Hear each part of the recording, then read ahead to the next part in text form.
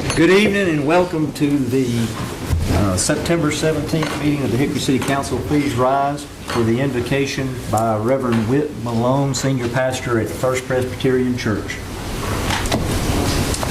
Would you pray with me? Gracious God, for this day and for its blessings, we give you thanks. For work and for play, for food and for shelter, for family and for friends, we give you thanks.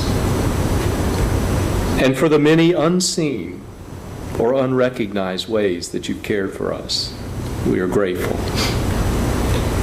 We also thank you for this city, our home. We thank you for those who serve you by serving us. Keep them safe as they carry out their duties. And now, God, I ask you to bless those gathered here tonight who hold office in the government of our city, that they may do their work in a spirit of wisdom, a spirit of kindness, and a spirit of justice. Help them to use the authority you have given them to serve faithfully. We pray this in your holy name. Amen. Amen. Please remain standing for the Pledge of Allegiance. I pledge allegiance to the flag of the United States of America and to the republic for which it stands, one nation, under God, indivisible, with liberty and justice for all.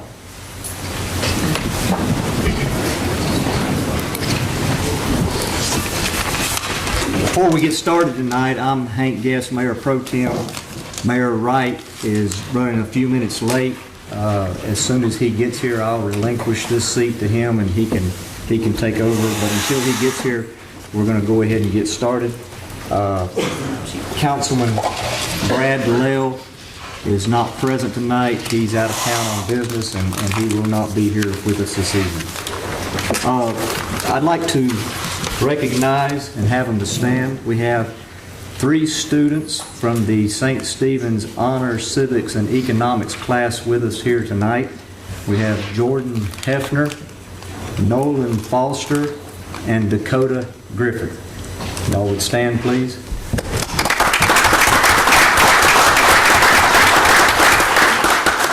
I talked to these young gentlemen here a few minutes ago, and they said they had to have evidence that they were here, so they were taking pictures. I hope that works out all right for you. And we're going to be watching to make sure you don't cut out early, too. Thank you for being here. All right, let's go ahead and get started with the 4th item on the agenda. It'll be special presentations. The Business Well Crafted Award to the First Security Company presented by Dave Gissy from the Business Development Committee. Dave? And the mayor's here, sir.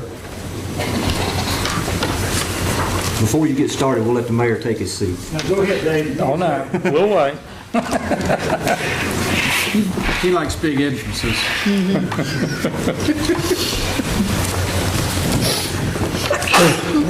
Mr. Mayor, members of council, Mr. Berry, Mr. Crone, this evening what we would like to do is present the Business Well Crafted Award.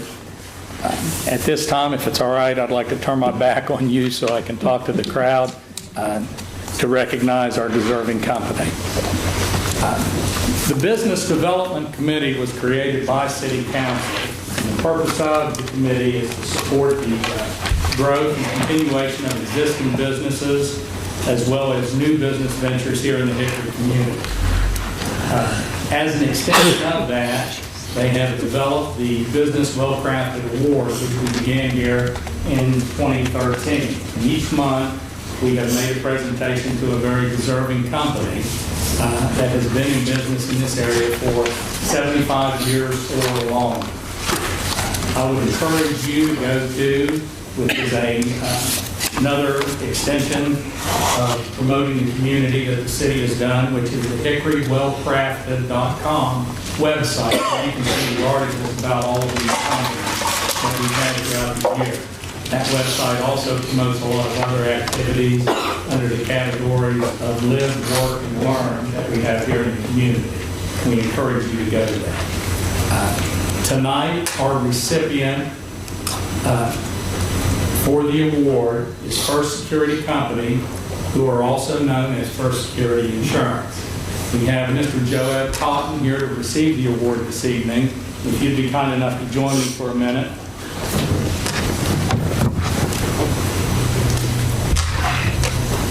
Thank you. Let me tell you a little bit about First Security, and then Mr. Cotton will share some thoughts also. The information we have is that they began in 1919. So we said we're recognizing companies of 75 or more. They're fast approaching the century. First Security is an independent insurance agency located here, representing some of the best insurance carriers in the nation. And quite honestly, you've been in existence longer than a number of the companies you represent. So that is a testament to the longevity of this company. And the reason that they've been so successful has to be through the service that they provide the families and the businesses that they support with their insurance products. I got some information about the tenure of the people that you have working. I'll let you share that with the people here in a minute. But it's absolutely amazing when you hear the number of years that most of the people have been there at First Security. It's a testament to the fact that it's a great place to work and that they do an outstanding job of what it is.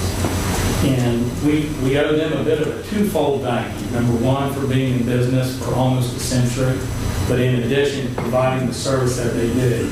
Because there's nothing that can ruin the opportunity for even a successful business to remain active than suffering a catastrophic loss and not having it properly taken care of. So I'm sure over the years, numerous claims that you all have helped to settle, have saved many families and businesses in our community from serious financial strain. So at this time, what we would like to do is present to you the Business Well-Crafted Award. It's presented to First Security Company Incorporated. It says that it is presented by the Hickory Business Development Committee, banking companies for more than 75 years of doing business in the community. Congratulations. Thank you.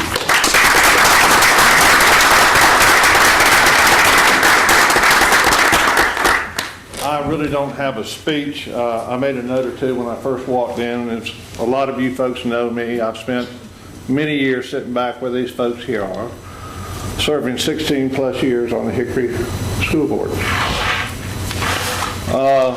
I was torn between the devil and the deep blue sea coming out here tonight because tonight's my 33rd anniversary.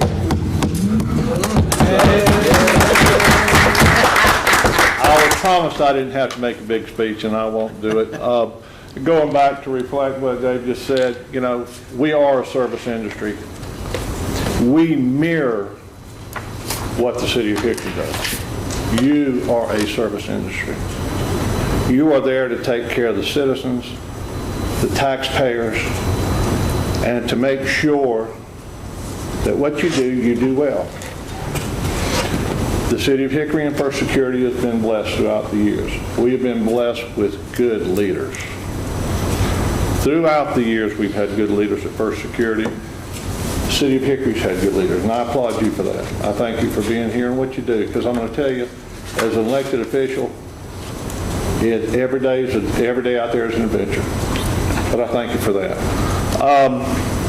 As far as the longevity of our employees, most of our employees have been there 25 plus years. We have a number that have been over 30 years. When he stood up here and said First Security had been here almost a century, I said, man, I feel like it. I feel like I'm going to die, because every day is just crazy out there because you never know what's around the corner. But I will say this, living and working in Hickory, it is a partnership. It is a partnership with the citizens of Hickory. It is a partnership with you folks.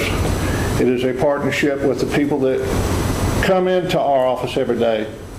Not just our customers, but our employees. We walk down the same sidewalks. We drink out of the same water fountains. We're all on the same page. We are the fabric of this community. And I thank you for being here. I sincerely do. On behalf of the employees of First Security, I thank you for the recognition. The people that work there deserve all that. And once more, thank you for everything you do.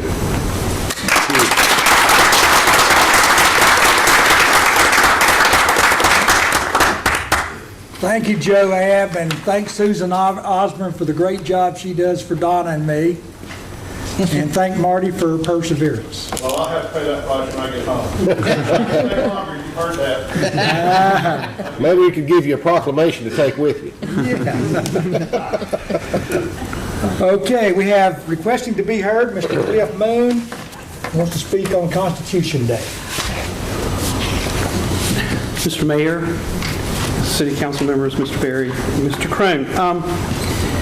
When I arrived here this evening, I was unaware, and Debbie kindly showed me, that you had indeed, Mr. Mayor, made a proclamation regarding this day, and I'm glad of that. For on this date in 1787, as all of us know, our nation was moved in a fateful and most fortunate new direction, away from a loosely confederated union of virtually independent states to a stronger, more unified federal constitutional republic. And that republic has endured longer than any other such republic, as you well know, and has prospered to become the greatest nation on earth. We are blessed to be its citizens. I stand before you, my city council, tonight because I did not know, first of all, that you had done that proclamation. We often see them here, and I noticed that it wasn't on the agenda. So again, I thank you, and I was coming to apologize for not requesting it, because as you know, and I will do later in the fall, I generally come before you, unless another group does it, and request a proclamation in regard to Bill of Rights Day, which you all have graciously made year after year for at least the last 3 or 4 years.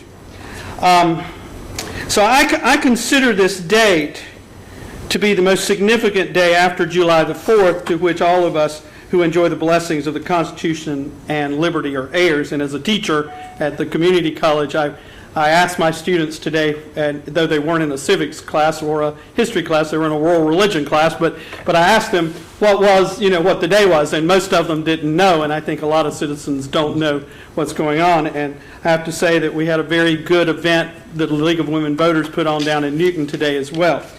But with your permission, I would like to read the words of the preamble into the official record of this meeting tonight, so that we all may be reminded of the 6 specific purposes which the framers of our Constitution stated as their reasons for proposing it, with your permission. Okay.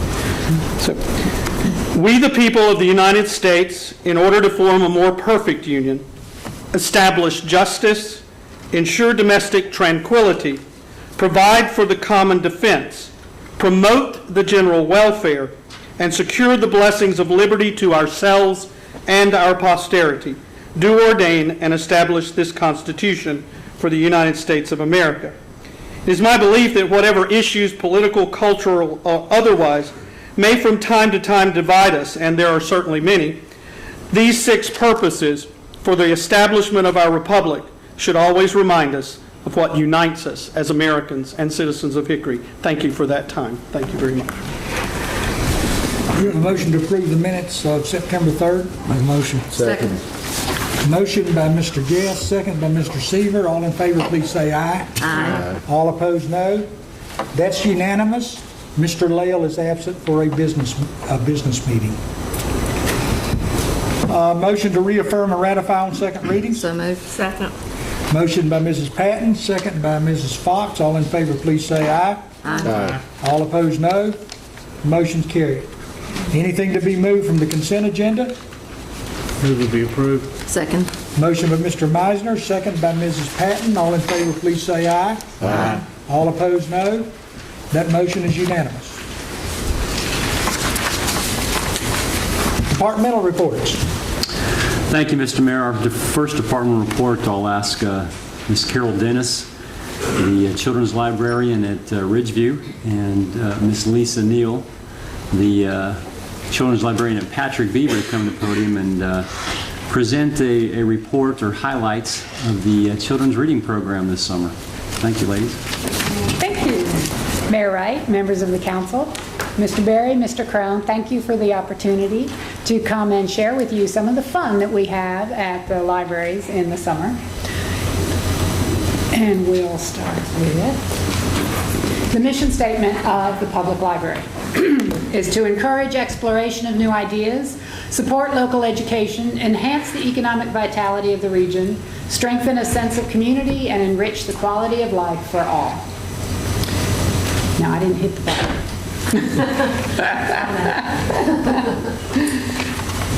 Underneath, oh, thank you.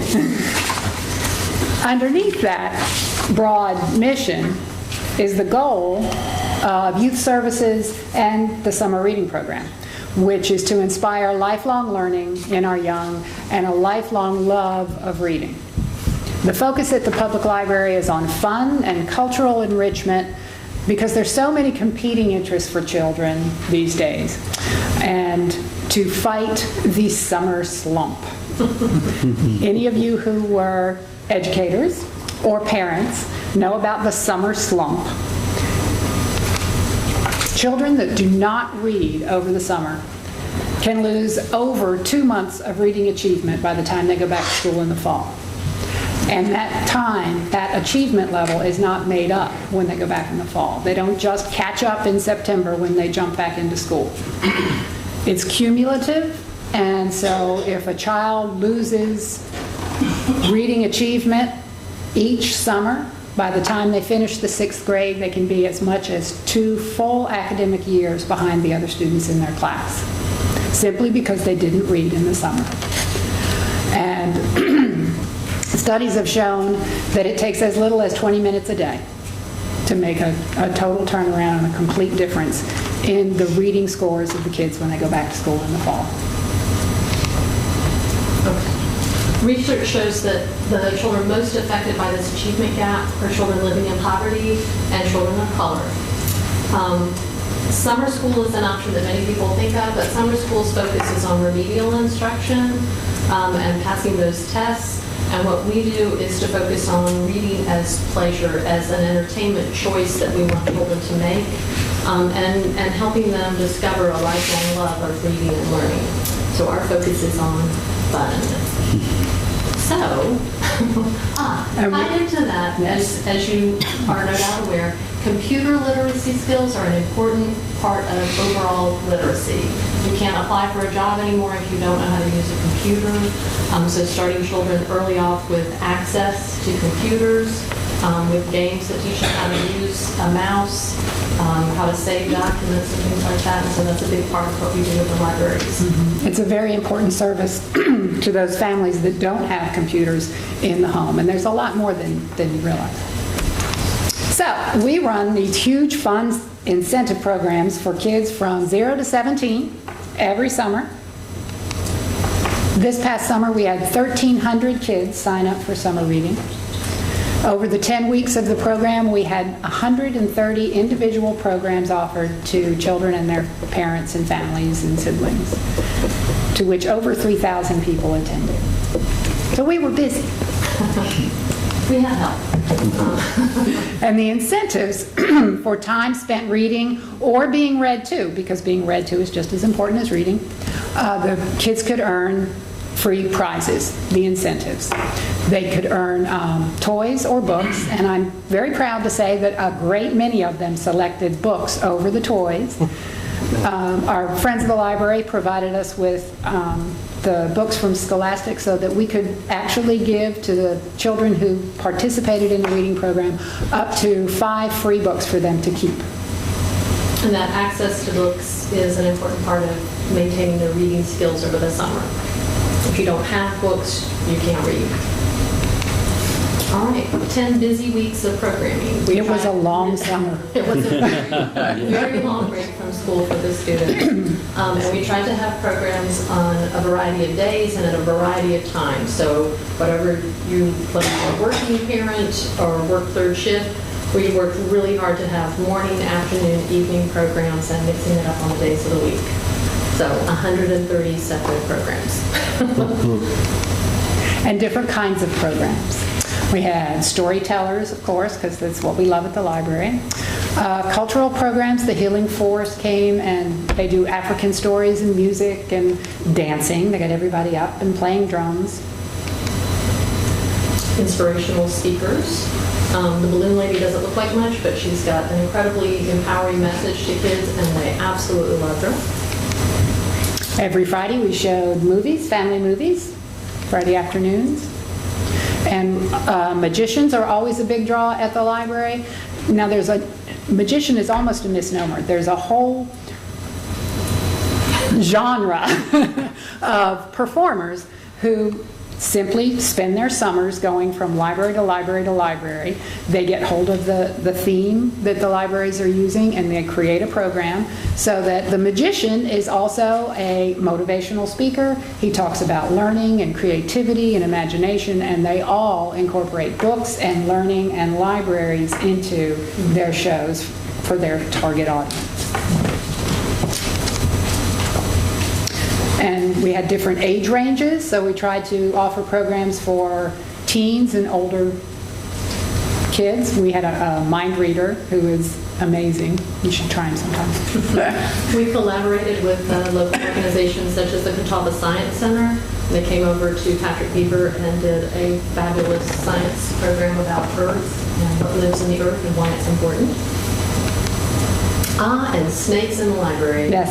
You can't believe how popular this is. You cannot have a summer in the public library without snakes. So thank you to the North Carolina Museum of Natural Science. More multicultural performances, music, storytelling, and crafts. We had an awesome time with the Hickory Museum of Art and just doing weekly arts and crafts opportunities for children. And they were very popular. We had a surprisingly large attendance at the weekly craft programs. Yes. We had to scurry around very quickly and get extra stuff. Yes. Story times. We try to offer story times for all ages and every weekday that we possibly can. We also have the Pause to Read program. So that is a Great Dane there in the bottom. That is Nova. And she is one of our certified therapy dogs, and she comes with her owner to the library. So every Thursday at Patrick Beaver and at Ridgeview, you can make an appointment to read to a certified therapy dog. So if you're a struggling reader, the dog does not correct your pronunciation, the dog does not roll his eyes and gets bored, the dog helps relax children, and it's just the most patient and loving reader, and we are now booked through the end of September. Is tremendously popular. And these story times continue throughout the year. These are not just summer. They're always there. Okay. Every Child Ready to Read is an incentive from the American Library Association, and it's just educating all of us that reading is an essential life skill. This is not an option. You all need to read to be successful. And these pre-literacy skills, in order to be a successful reader, start at birth, not at kindergarten. So it's very important to get parents and child caregivers involved with this. And it's not hard. They previously had this with all kinds of PhD kind of words that you had to check the pronunciation on. They boiled it down to talk to your baby, sing with your baby, play, read, and write. So we can all do that. So part of our job is making that information accessible to parents and caregivers. And every 4th of July, actually 3rd of July, because we're closed on the 4th of July, tradition at Patrick Beaver is the Happy Birthday America Parade. It's a wonderful family event. The kids decorate their bikes and trikes and wheels and whatever they have, and we have a sing-along, patriotic sing-along, and then everyone goes outside and we parade around the salt block and have prizes, and it's a wonderful, wonderful Hickory tradition that I was very glad to find when I moved here. Our programming covers not just books and reading. We incorporate all kinds of things. Mad Science comes and does science programs, anything to get the children excited about learning, and they will come out of a Mad Science program and run into the library looking for books on physics and engineering. Yeah. More storytelling. More storyteller. We also worked with the Catawba County Soil and Water Conservation, and they did a great program that talked, again, about the importance of soil, why it matters. And then we did arts and crafts, painting with soil, and lots of hands-on stuff. That was terrific. Because remember, this summer our theme was dig into reading, so we try and bring in some authors and theater. More theater, different kinds of theater. This is another one of the performers that makes the rounds in the summer. He does magic tricks and inspirational things and brings in books and engineering and almost anything that you can think of. He manages to be funny and informative. The game. New one this year was the game truck.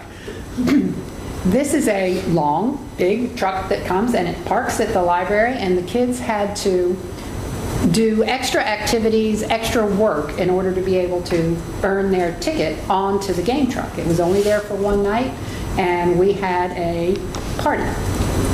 It's a video game party, and one side of the truck is benches that kids sit on, and the other one is screens, and there are party managers inside, and they could spend an hour trying out all different kinds of video games. We are not saying that video games are bad. Video games are an entertainment choice, and reading is an entertainment choice. So we try to give them opportunities to read and write and draw a comic in order to earn some time playing really cool video games, and that was surprisingly popular. Yeah. More music, puppets. Lots of entertainment. And then at the end of the summer, we have our last blast. It's a big celebration of all the reading achievement. The kids are invited. We bring in Big Bang Boom, which is a children's rock group, and ice cream party. And we also have grand prizes that the kids have earned, raffle tickets by the time they spent reading. So the more they read, the more their chances are at winning the bigger prizes. And we do the drawings then. And we asked them to read for 25 hours this summer, broken down into 30 minutes a day. And quite a few complained that was not enough. Yes. And at Ridgeview, there is a tradition of having the family picnic. So we had a family picnic, and the Ridgeview friends of the library cooked out.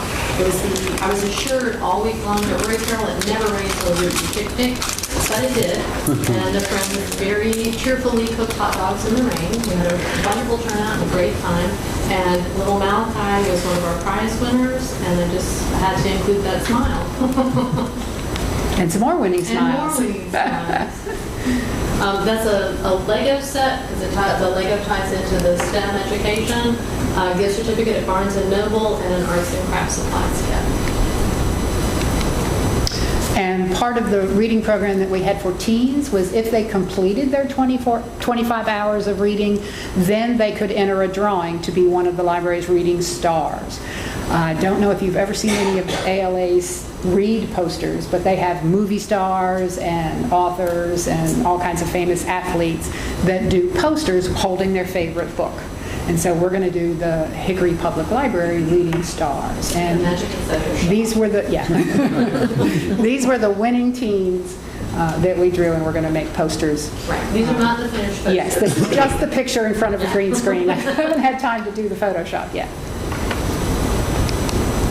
And everybody seemed to have a really good time. So these were some of our patron quotes. We solicited feedback to the survey, and I think the survey responses were overwhelmingly positive. I think one of my favorites and one of Lisa's favorite responses was when we told children that they could choose a free book as a prize, and they would say, "You mean I can keep this? For real?" It's like, yes, write your name in it. You don't have to bring it back. That book is yours. And just watching them smile, and just, you wouldn't think that a paperback book would be that exciting, but it was really gratifying to see that. So that was our summer. It was fun. It was busy. Very busy.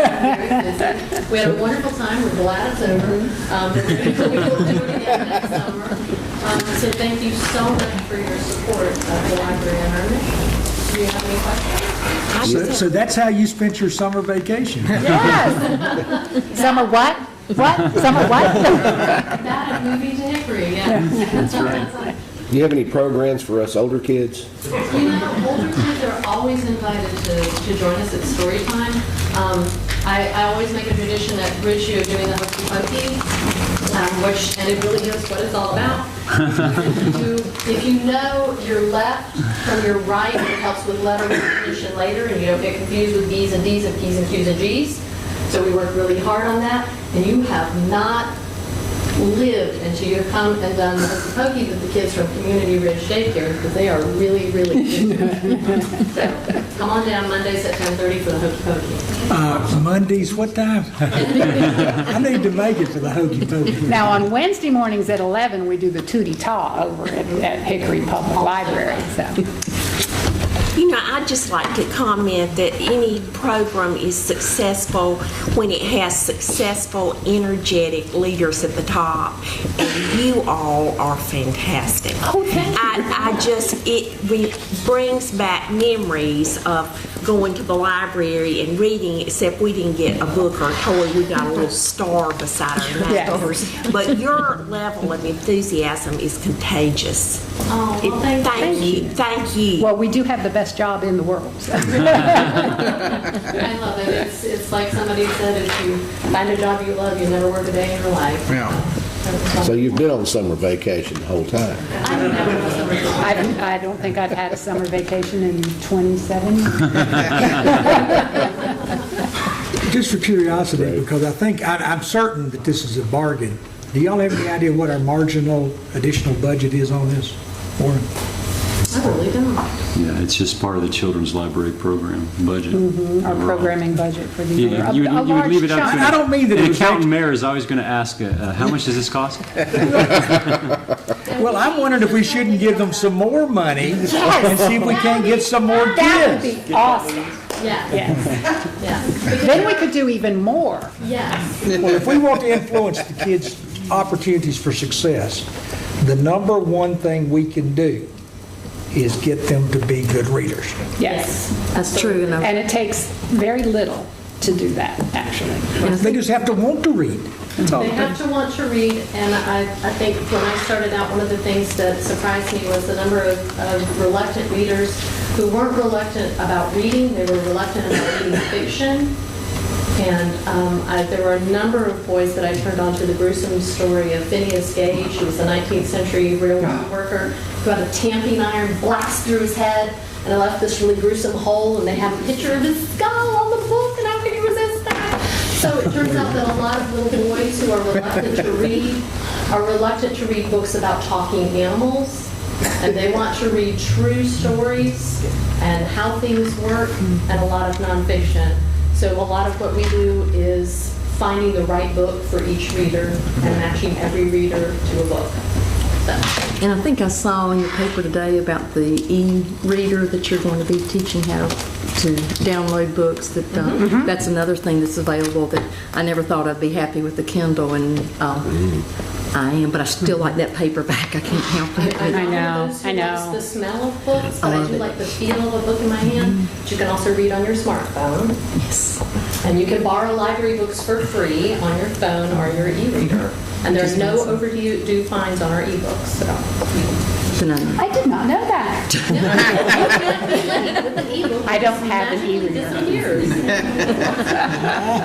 But it's just another great service that you offer. Yeah. And I think it's we fabulous. could be here for days talking about how awesome the library is. If you don't have a library card, September is library card month, and you should sign up. Your tax dollars are already supporting us.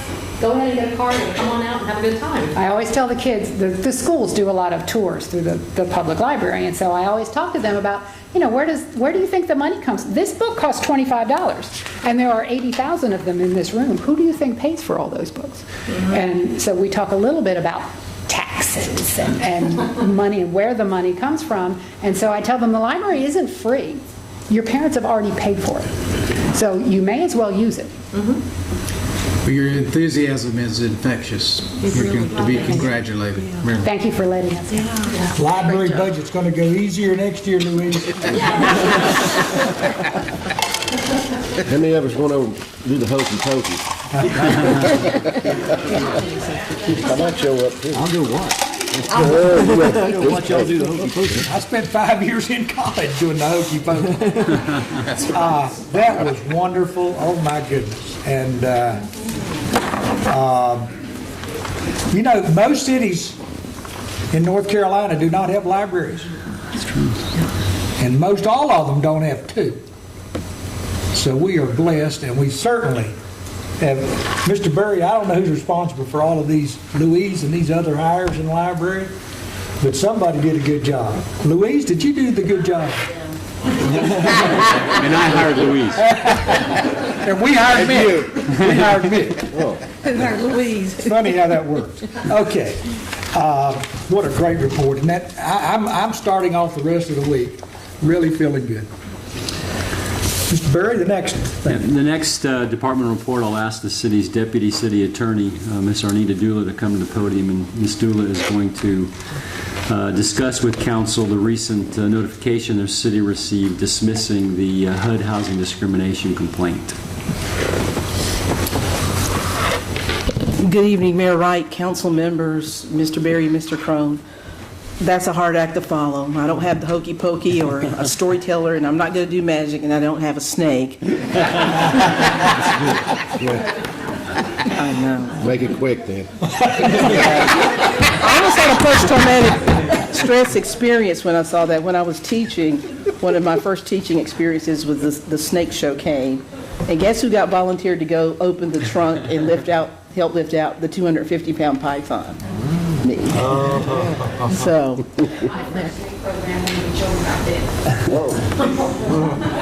Okay. I stand before you today just to give you a brief presentation on the fair housing complaints. We have received a response from HUD, and I would like to share that information with you. First, I'm going to give just a little bit of background. On January 31st of this year, 9 complainants filed complaints with HUD, U.S. Department of Urban Housing, or Housing and Urban Development. The complaints were actually filed by an attorney from the Southern Coalition for Social Justice on the complainants' behalf. The respondents included the City of Hickory, the Citizens Advisory Committee, the Parks and Recreation Department Committee. And then the allegations, there were a number of allegations made in the complaints. This is the primary allegations, or the umbrella, that the city engaged in discriminatory practices against the complainants on the basis of their race when the city closed and then ultimately demolished the Ridgeview and West Hickory pools, despite opposition from the African American community. The complainants also alleged that the discrimination was ongoing because the city had failed to build a new pool. More specifically, the federal acts that were outlined in the complaint included the Federal Fair Housing Law, Title VI of the Civil Rights Act of 1964, Section 109 of Title I of the Housing and Community Development Act of 1974, and Executive Order 12892.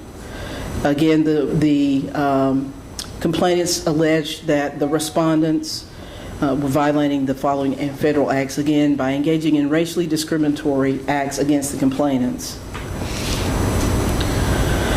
Specifically, they alleged that the city failed to affirmatively further fair housing, which is a requirement as a recipient of community development block grant funding, that the residents of West Hickory and Ridgeview communities were subject to different terms, conditions, privileges, services, and facilities than other citizens, other residents.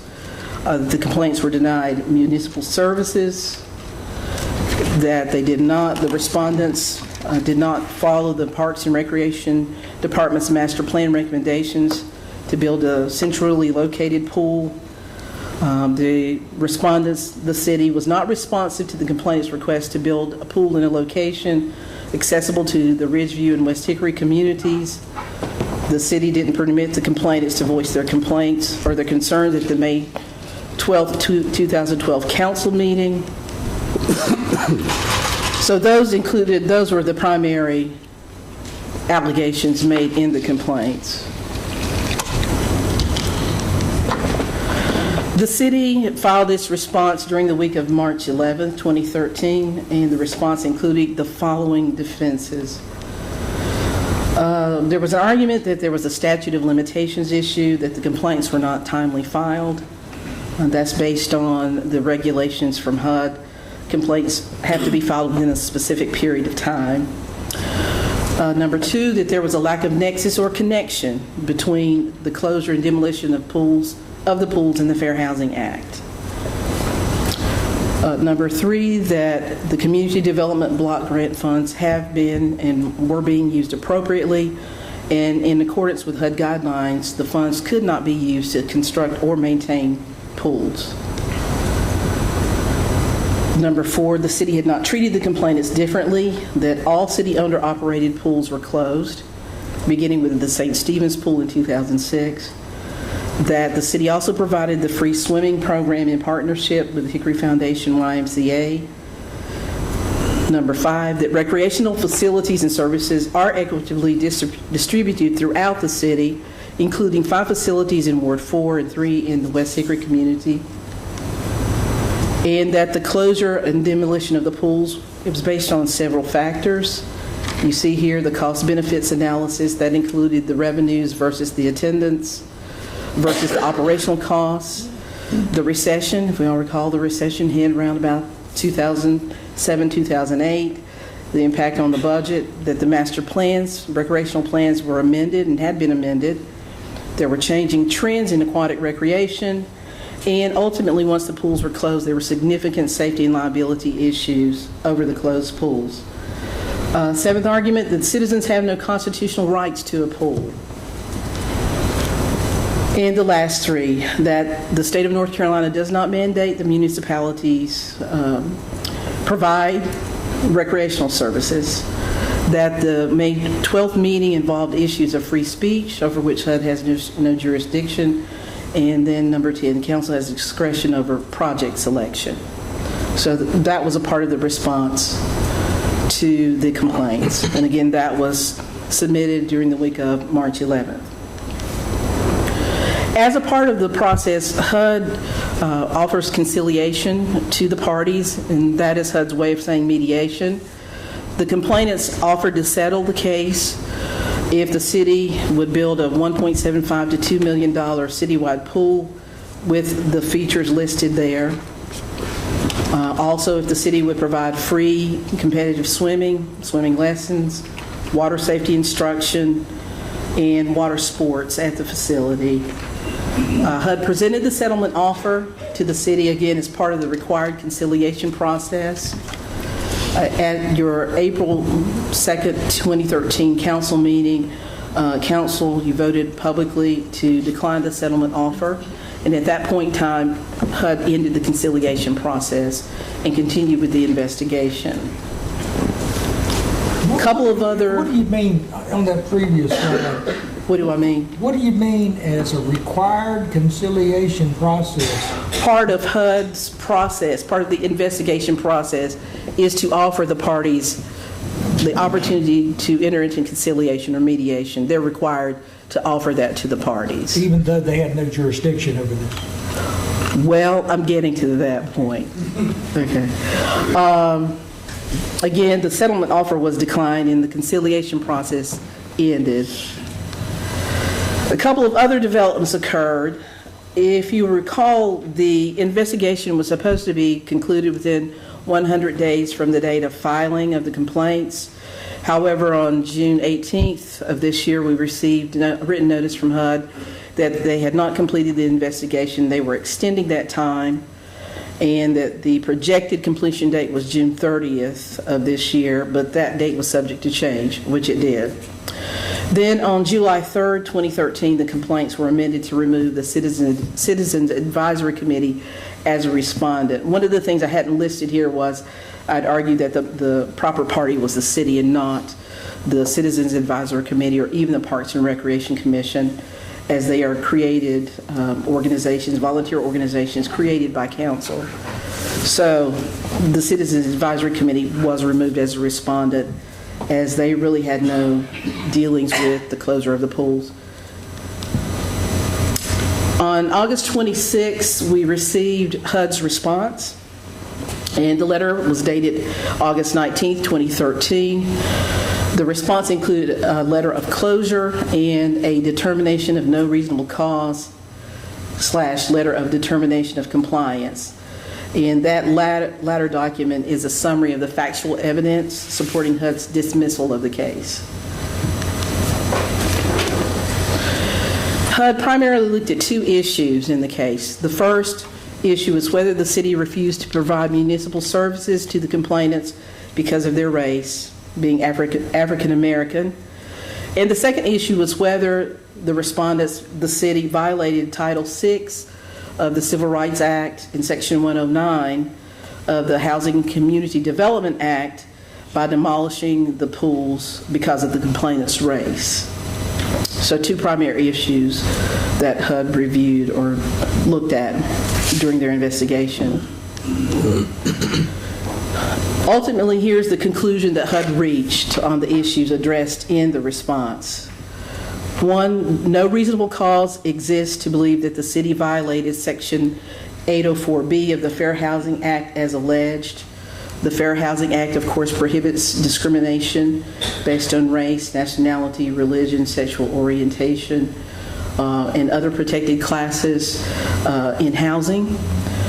So HUD's determination here, there is no reasonable cause to believe that the city has violated this act. Two, no reasonable cause exists to believe that a discriminatory housing practice has occurred, and the complaints have been dismissed under the Fair Housing Act.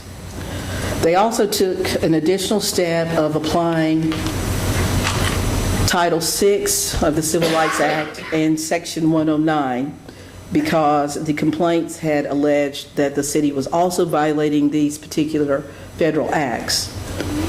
HUD stated that in applying Title VI and Section 109, the application of both acts had no impact on the outcome of the case and no impact in the evidentiary standards for proving discrimination.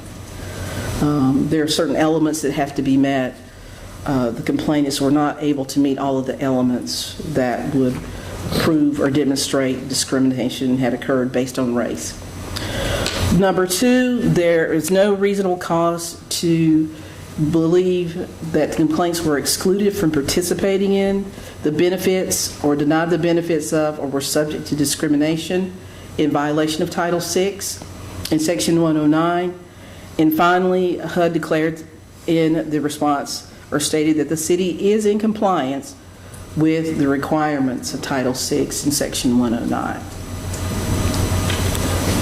I know that's been a quick presentation, but I wanted to give you the highlights of the response. And at this time, if you have any questions, I'll be glad to try to answer them.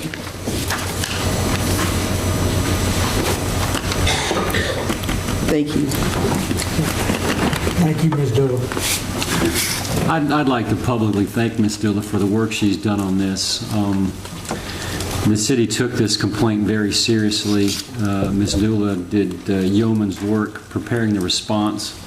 At one point, she asked me into the city's library because she was going to review the response with me, and literally the entire table was covered with documentation that she put together over the course of the weeks. And the response was extremely thorough, extremely professional, and I think the results of the HUD letter demonstrate the great work that she did in presenting it, because we took it very seriously. Well, many of the people here may not remember the circumstances of this, but 8 or 10 years ago, we had 3 pools, 3 city-sponsored pools.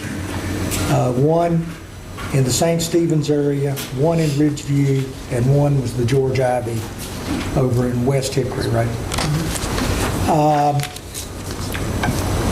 You saw reference to a shift in recreational activities, and in a nutshell, what that means is we were down to 20 kids a day using Ridgeview and 20 kids a day using George Ivy. The cost to upgrade each pool and meet the standards required would be $400,000 apiece, $20,000 per user. And these users we were not talking about 365 days. We were talking about 80 days usage a year. That's the period schools are out. So, in addition to the $20,000 per user of capital investment, we were looking at $1,000 per user for each year to operate. It's simply, the cost benefit just did not work. On the other hand, the library, 1,300 participants is what I saw, right? And I'm certain we did not spend $800,000. So that's the kind of judgments and decisions we have to reach daily as we try to run the city, or as the staff runs the city, and we help set policy. It's unfortunate that those 20 kids who were using the pools do not have use of the pools, but they do have use of the Y, and every child in Hickory is able to get free swimming lessons and learn how to swim at the YMCA, courtesy of the Y and the City of Hickory. This year, I think it's about 160. Does anybody know the number of kids who participated in the free swimming lessons? I think it's 100. Well, I remember it was 100. It's 122 this last session. If I'm Was it the last session? Well, we had several sessions, right? It's several sessions. Oh, yeah. I remember at one time there was 137 and there were more sessions to come. So compare that against the 40 on average who were using these pools. Not an answer that satisfies and pleases everyone, but it's the same kind of decision we have to make in our own lives when we decide if we can afford to take a 6-week vacation or a 1-week vacation, or the other cost-benefit judgments we have to make. Any appointments?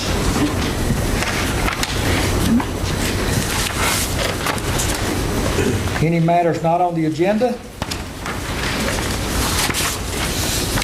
General comments? I have a comment about a presentation I'd like to. You were out Friday and I subbed for you at the Hickory Community Theater. Here is a key that they presented to the city for our backing their major renovation, and it's done by Ricky Adams, did the design, and each one has a key for each council member and a jewel of what a jewel our community theater is to this area. So I'd like to. And we put that in the... What is my key open? Can we put that in the trophy case, Mr. Byrd?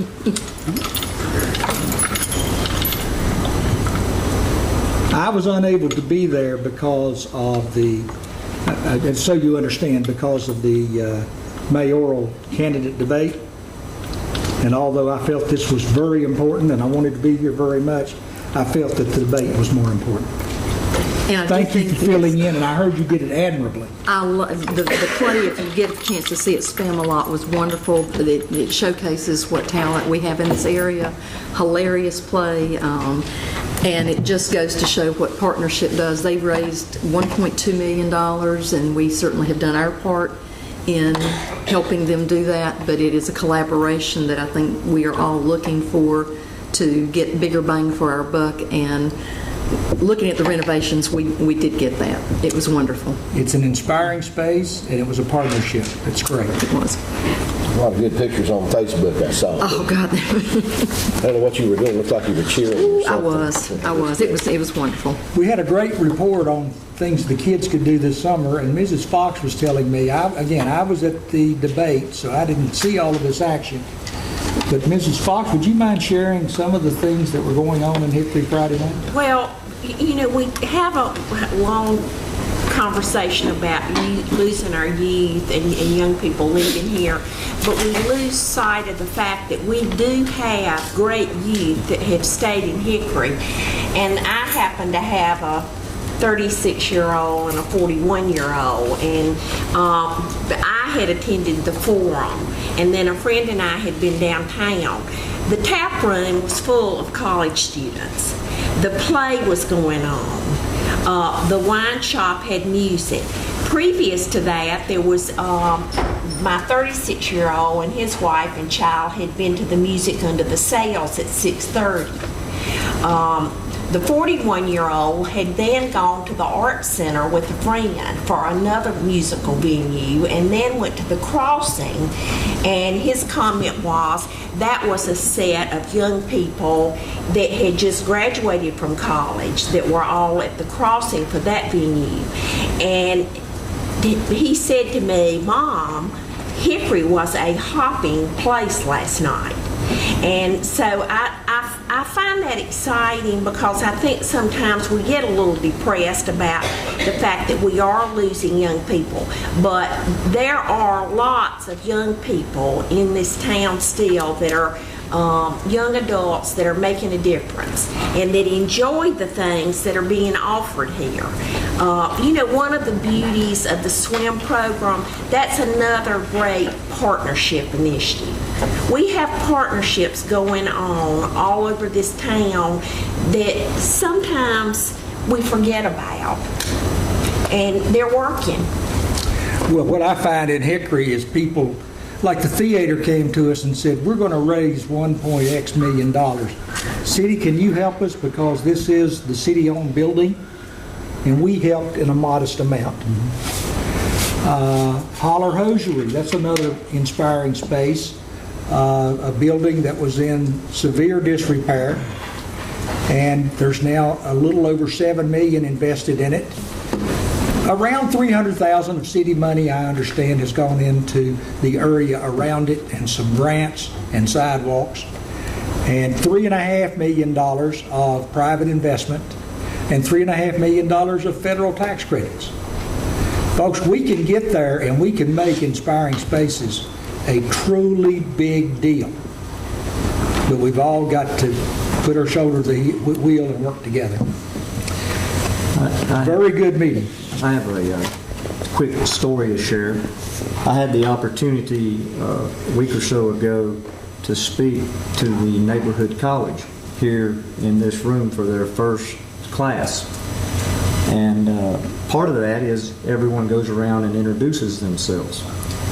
And there were two young ladies that introduced themselves that had just moved to Hickory from Los Angeles. That night, about an hour or so before that meeting, they had literally flew into Charlotte and had just arrived in Hickory. They told the story of how they were in Los Angeles, and through the internet and through the city's webpage that they Googled and found Hickory, and they decided that Hickory was the place they wanted to be. They were sisters. One of them is going to be attending Appalachian State University in Boone. They decided they didn't like the cold weather in Boone, but they wanted to find a place near Boone to live. These ladies, I probably shouldn't say this, I think they were probably in their mid-20s, but they picked Hickory off of the internet through the work that Dana and Mandy have done helping to prepare various things that are available about Hickory. They Googled Hickory and found all these things, and they couldn't say enough about how excited they were to be here, and they decided to come here and live in Hickory, and I thought that was a really neat story. Mr. Guest, just to piggyback on that, we have a number of our neighborhood college participants with us this evening, and they were with myself and Warren and Andrea last night till 7:30. I teased them. I said, "Man, y'all are gluttons for punishment, aren't you? If y'all would stand up, we'd love to give you a round of applause." Yes. It's so awesome.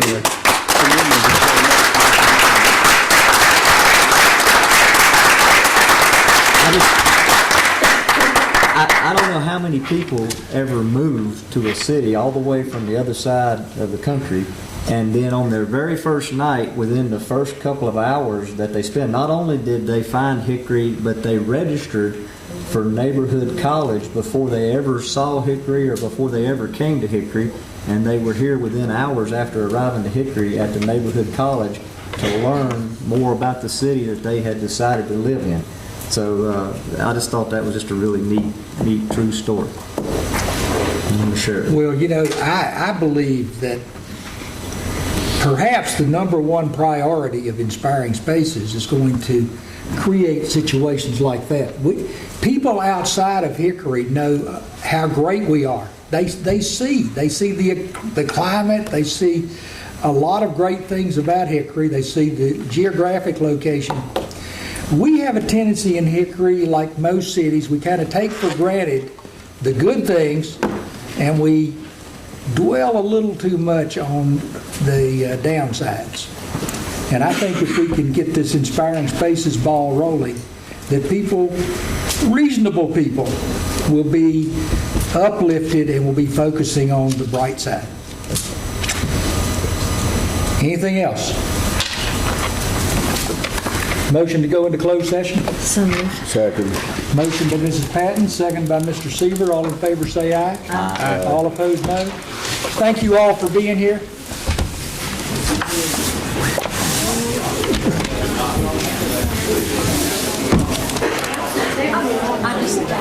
I was